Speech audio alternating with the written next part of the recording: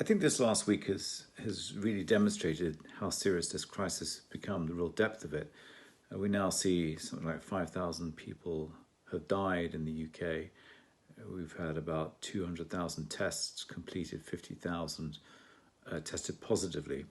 We've seen frontline health workers, seven, eight, nine, who sadly have lost their lives as a result of putting themselves on the line to keep us safe, keep us healthy, and to try and stop this deadly virus. Even today, we've had news that the Prime Minister has gone into intensive care. That is how indiscriminate, how serious this virus is and how it affects every one of us. But I want to concentrate on the work of our brilliant frontline health workers, our care workers, who right now have, I think, managed to work so well, so hard, despite really challenging circumstances, and not least because they have not had the knowledge of any testing for themselves.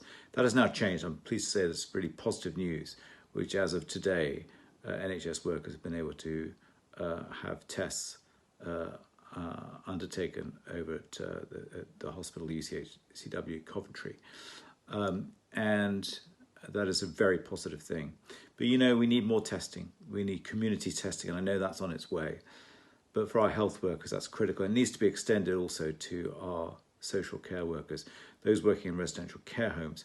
We heard just this last weekend about 13 residents passing away in one particular care home in Glasgow.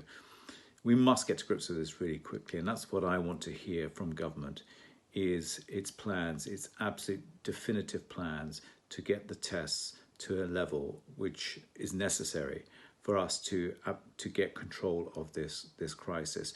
Not just testing, but the PPE equipment which our frontline services desperately need, whether they be working in health, in social care, or say in police or other emergency services, but not just them, those who work in public-facing roles, whether they be refuse workers or whether they be in food retailing and so on, or even on public transport.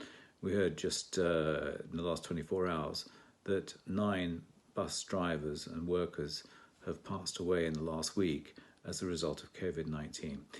It's affecting every part of our community. Please obey and adhere to what the government is requesting. Stay indoors. Only go out on a limited basis, and do everything you can to help protect our fabulous NHS and all those involved in the health and care sector. Thank you.